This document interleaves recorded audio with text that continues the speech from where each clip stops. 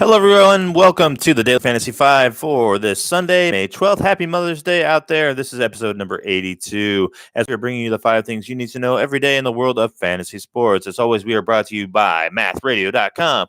Go to www.mathradio.com to pick up an online math course for your child ages 7 through 17 for as little as $9.99 to help them get better grades, do better on exams, and even get into college. Once again, that is www.mathradio.com. Don't know of a better Mother's Day present to help your child do better in math. Your moms will be very happy. Okay, let's get started today. We have a couple baseball stories to talk about. Jose Altuve is being sent to the injured list with a sprained hamstring. He's a career 314 hitter. This year he's a little bit down, batting 243. He does already have 9 home runs with 21 RBIs, so not bad there. But he will be out of the lineup for a while. The Nationals outfielder Juan Soto is back from the IL. He's been batting 250 with 6 home runs and 23 RBIs. The Nationals have had a slew of injuries in the outfield, and he should immediately move to the starting lineup.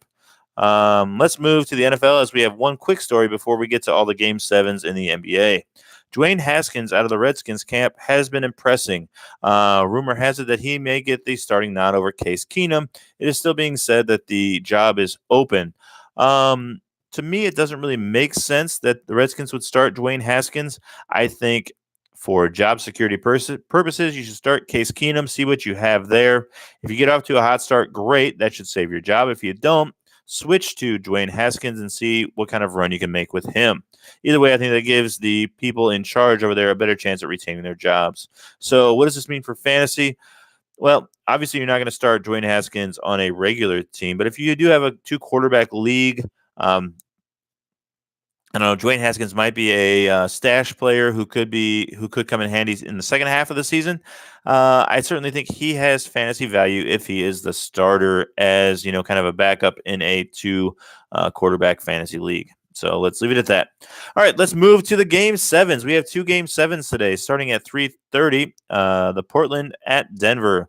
Denver is minus 5.5, and it is a 213.5 over under. Okay, so this game series has been bouncing back and forth. I would assume that Denver wins at home. However, 5.5 points seems like a lot. Give me Portland plus the 5.5. I'm not going to touch the over/under. It seems about right. In the Philly and Toronto matchup, we have Philly at Toronto, where Toronto is minus 6. To me, this game is all about Joel Embiid. If Joel Embiid is healthy and playing well, I see Philly winning, and I don't see any reason why he is either sick or injured or anything like that. So I like Philadelphia to win straight up in this game, and you're getting plus 220 for your money in that one. So we are up 5.5 units right now. Give me Philadelphia straight up plus 220 and Portland plus 5.5. So those would be my 2 wagers on the games tonight. All right, from a fantasy standpoint, let's talk about our what is it called? Daily fantasy lineup today for FanDuel.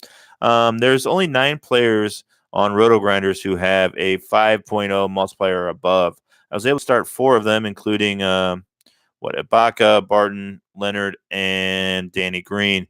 The rest of the team I kind of had to fill out as I could because I wanted to start Joel Embiid in my lineup. So Joel Embiid at a price tag of $10,500, I think is a good value. Even though it's like above $10,000, I think he's going to be worth $12,000, $15,000 today. I think he's going to crush it. Minu is only going for $5,000 in my other power forward spots. I'm going to start Serge Ibaka at $4,600, so I went kind of budget there. At small forward, I went with Kawhi Leonard. I wanted to have the best player in both matchups, so I went with Kawhi at $10,400. Not bad. And Will Barton's going for only $4,500. I think he could have his good game as well. At the shooting guard, I went with McCollum. McCollum is a very, very good player. I think at $7,600 represents good value. I'm sticking with Danny Green. Who knows? Maybe he hits some threes today, but at this point, you've got to be not picky. At the point guard spot, I only had about 13,000 left, so I had to do some interesting things here. I went with Jamal Murray for 8,500. I like that pick, but I had to go with Seth Curry. So is Seth going to be a productive player today? I don't know. He scored 20 fantasy points in a couple games in this series, but I don't know. In a game 7, I don't really see it, but I guess it could be possible. Maybe he was enlightened or carried on by his brother's performance the other day. So I'm starting Seth Curry and Jamal Murray, and that is my fantasy lineup for the day. I hope you enjoy the Game 7s. I hope they're great games. Please visit www.mathradio.com.